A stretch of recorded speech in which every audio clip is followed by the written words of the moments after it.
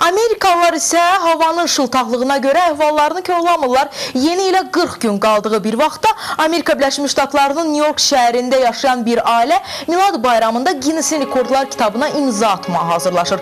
Amerikalı ailə öz evlərində 420 mindən çox kiçik işıq yandırmağı planlaşdırır. Kreativ ailə artıq evinin Milad bayramı atraksiyonu olaraq fəaliyyət göstərməsi üçün şəhər administrasiyasından da icazə alıb. Rekorda imza atmaqla ailəyə kömək etməyi öz üzərinə götürən şirkət isə əlavə olaraq 180 min kiçik lampa təmin etməklə yandırılacaq lampaların sayını 600 minə çatdıracaq. Ailə başçısı bir neçə il əvvəl bu ənənəyə cəmi 600 kiçik lampa işıqlandırmaqla başladıqlarını deyir.